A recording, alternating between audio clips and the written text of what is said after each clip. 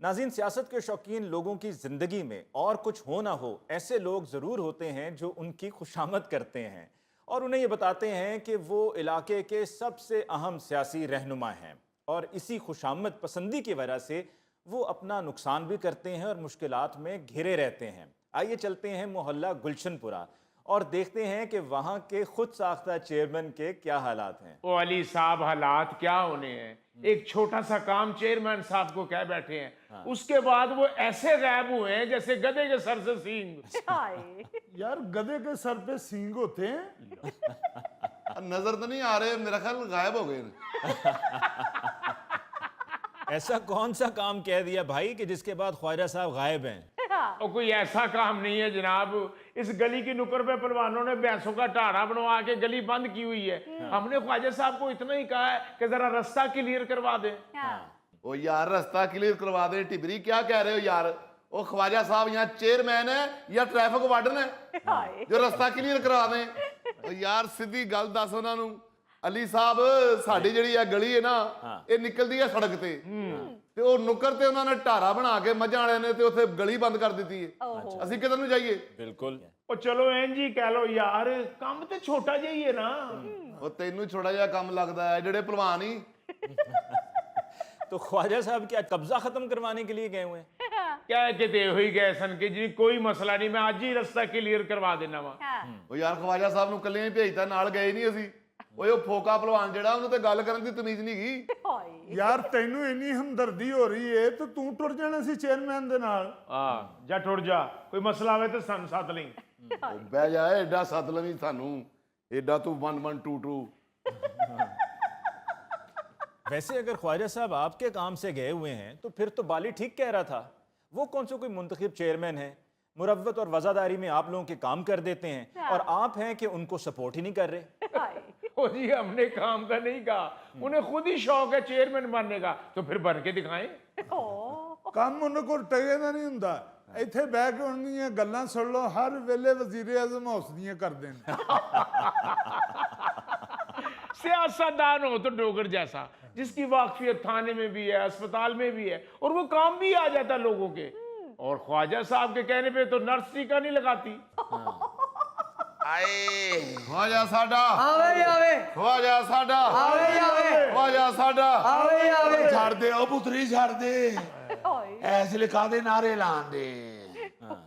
ਮੈਂ ਤੇ ਕਹਿਣਾ ਕਿ ਬਾਲੀ ਹਾਂਜੀ ਸੱਟਾਂ ਵਾਲਾ ਟੀਕਾ ਲਵਾ ਲੈਣਾ ਚਾਹੀਦਾ ਸੀ, ਟੈਟਨਸ ਦਾ। ਖਵਾਜਾ ਸਾਹਿਬ, ਤੁਹਾਨੂੰ ਉੱਥੇ ਮੈਂ ਕਿਹਾ ਤਾਂ ਸੀ ਕਿ ਹਸਪਤਾਲ ਚੱਲਨੇ ਆ। ਉਹ ਪੁੱਤਰੋ ਪਰਾਂ ਭਲਵਾਨ ਖਲੋਤੇ ਸਨ, ਫਿਰ ਮੈਂ ਉਰਾਂ ਹੀ ਨਿਕਲ ਆਇਆ। ओहो ख्वाजा साहब, क्या हुआ है? खैरियत है? उसने पुत्री कोई ऐसी बात नहीं है, कब्जा छुड़वाने गए थे।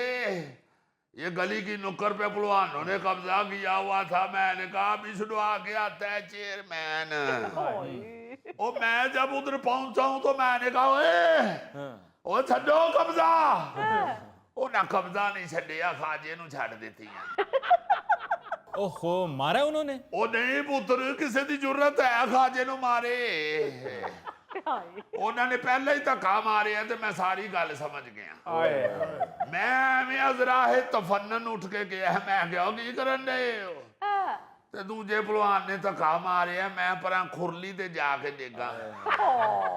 ਭਲਵਾਨਾਂ ਨੇ ਨਹੀਂ ਕੁਛ ਕਿਹਾ, ਉਹ ਖੁਰਲੀ ਦੀ ਨੁੱਕਰ ਲੱਕ ਚ ਵੱਜੀ। ओ बाली, तुम पीछे गए थे, तुमने भी कुछ नहीं किया? ਮੈਂ ਤੇ ਤੁਹਾਡੇ ਸਾਹਮਣੇ ਹੁਣੇ ਗਿਆ। ਜਦੋਂ ਮੈਂ ਉੱਥੇ ਪਹੁੰਚਿਆ ਤੇ ਖਵਾਜਾ ਸਾਹਿਬ ਖੁਰਲੀ ਤੇ ਡਿੱਗੇ ਹਨ ਤੇ ਭਲਵਾਨ ਹੱਸਣ ਡਏ ਸਨ। ਪਹਿਲੋਂ ਮੈਂ ਸਮਝਿਆ ਖੋਰੇ ਖਵਾਜਾ ਸਾਹਿਬ ਨੇ ਕੋਈ ਆਈਟਮ ਕਰਕੇ ਵਿਖਾਈ ਜਿਹੜੀ ਭਲਵਾਨ ਹੱਸਣ ਡਏ ਨੇ। ਮੈਂ ਹਾਲੀ ਗੱਲ ਹੀ ਕਰਨ ਲੱਗਾ ਤੇ ਖਵਾਜਾ ਸਾਹਿਬ ਮੇਰੇ ਮੋਢੇ ਤੇ ਹੱਥ ਰੱਖ ਕੇ ਐਨ ਟੁਰ ਪਏ ਨੇ। ओ ख्वाजा साहब, आप कब्जा छुड़वाने के लिए क्यों अकेले चले गए? ਉਹ ਨਹੀਂ ਜੀ ਨਹੀਂ, ਮੈਂ ਨਾਲ ਗਿਆ ਸਾਂ ਜੀ। ਅਲੀ ਭਾਈ, ਖਵਾਜਾ ਸਾਹਿਬ ਤੇ ਦਲੇਰ ਆਦਮੀ ਨੇ। ਆਇਆ ਮਨੂਸ ਹੈ। ਖਵਾਜਾ ਸਾਹਿਬ ਨੂੰ ਜਦੋਂ ਫੈਂਡੀ ਪਈ ਹੈ ਨਾਲ ਹੀ ਹੋਇਆ। ਉਹ ਨਹੀਂ ਪੁੱਤਰ ਓਏ, ਆਪਣੀ ਫੈਂਟੀ ਐਵੇਂ ਕਿਸੇ ਤੇ ਨਹੀਂ ਪਾਣੀ ਚਾਹੀਦੀ। ਇਹ ਤੇ ਮਾਸੂਮ ਆਦਮੀ ਹੈ। ਇਹ ਤੇ ਮੈਂ ਜਾ ਰਿਹਾ ਸਾਂ ਤੇ ਇਹਨੇ ਪੁੱਛਿਆ ਖਾਜਾ ਸਾਹਿਬ ਕਿੱਧਰ ਜਾ ਰਹੇ ਹੋ? ਮੈਂ ਕਿਹਾ ਪੁੱਤਰ ਇੱਧਰ। ਕਹਿੰਦਾ ਚਲੋ ਮੈਂ ਵੀ ਇੱਧਰ ਹੀ ਜਾ ਰਹੀ। ख्वाजा साहब, अब अपने साथ किसी ऐसे बंदे को लेकर जाते जो आपकी हेल्प तो करता। ਆਏ ਉਹ ਨਹੀਂ ਪੁੱਤਰ, ਹੈਲਪ ਤੇ ਸਦਕੇ ਜਾਵਾਂ, ਇਹਨੇ ਵੀ ਕੀਤੀ ਹੈ ਵਿਚਾਰੇ ਨੇ, ਸੱਚੀ ਜਿਹੜੀ ਗੱਲ ਹੈ। ਅੱਛਾ ਆ ਜਦੋਂ ਉਹਨਾਂ ਧੱਕਾ ਮਾਰਿਆ ਨਾ ਤੇ ਮੈਨੂੰ ਲੱਕ 'ਚ ਖੁਰਲੀ ਵੱਜੀ ਹੈ ਤੇ ਮੇਰੀ ਚੀਕ ਨਿਕਲੀ ਹੈ ਤੇ ਇਹਨੇ ਕੋਲੋਂ ਗਿਆ, ਓਏ ਮਰ ਗਏ ਖਾਜਾ ਸਾਹਿਬ।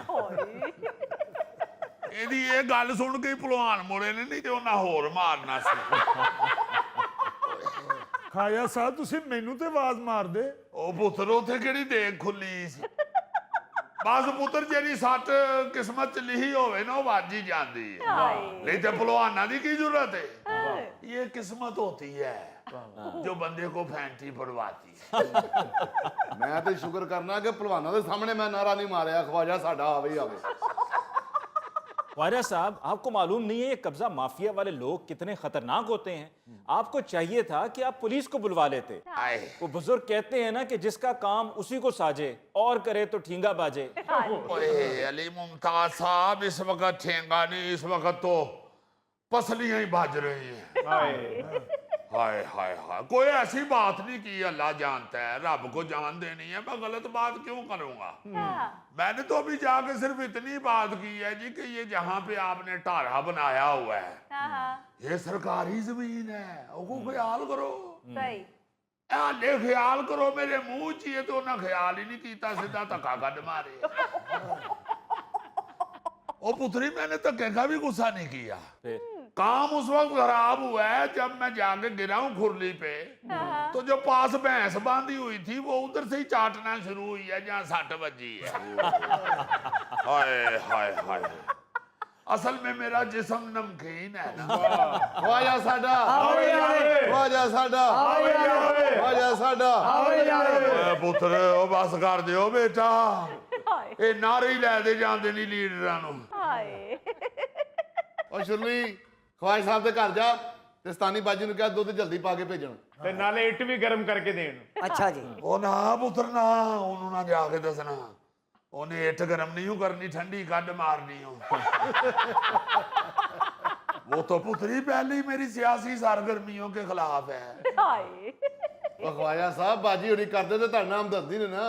नहीं जी, अल्लाह जिंदगी सेहत तंदुरुस्ती दवे सू ते मेरे बच्चियां दे सिर ते सलामत रखे।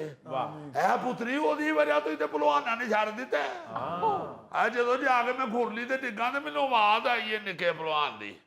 ਉਹਨੇ ਕਿਹਾ ਚਲੋ ਜਾਣ ਦਿਓ, ਸਾਡੇ ਬੱਚੇ ਉਸਤਾਨੀ ਬਾਜੀ ਕੋਲੋਂ ਫੜਦੇ ਨੇ।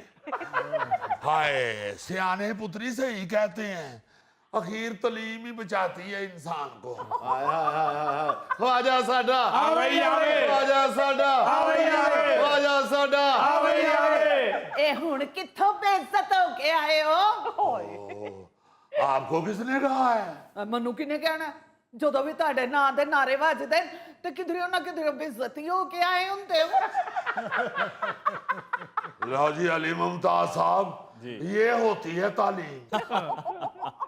ਕਿੰਨੀ ਵਾਰੀ ਤੁਹਾਨੂੰ ਸਮਝਾਇਆ ਹੈ ਕਿ ਕੁਝ ਨਹੀਂ ਪਿਆ ਇਸ ਗੰਦੀ ਸਿਆਸਤ ਵਿੱਚ, ਨਾ ਕਮਾਣਾ ਨਾ ਖਟਣਾ ਤੇ ਸਿਰ ਵਿੱਚ ਸਵਾ। ਹਾਏ ਨਾ ਬਾਜੀ ਇਸ ਤਰ੍ਹਾਂ ਤਾਂ ਨਾ ਕਹੋ।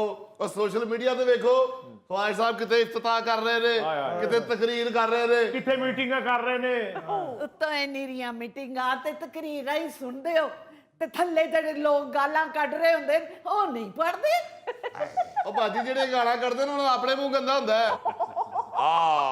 नाले मोहतरमा, ये मुखालफीन का परापे गंडा होता है। गंडे तो याद आया, गंडा ते हल्दी ते बन दी उधरा लक ते। ਜਦੋਂ ਤੁਹਾਡੇ ਕੋਲ ਕੋਈ ਸੀਟ ਨਹੀਂ, ਕੋਈ ਅਹੁਦਾ ਨਹੀਂ ਤੇ ਕਿਉਂ ਲੱਗੇ ਫਿਰਦੇ ਹੋ ਲਾਈ ਲੱਗਾ ਦੇ ਪਿੱਛੇ? ਹਾਏ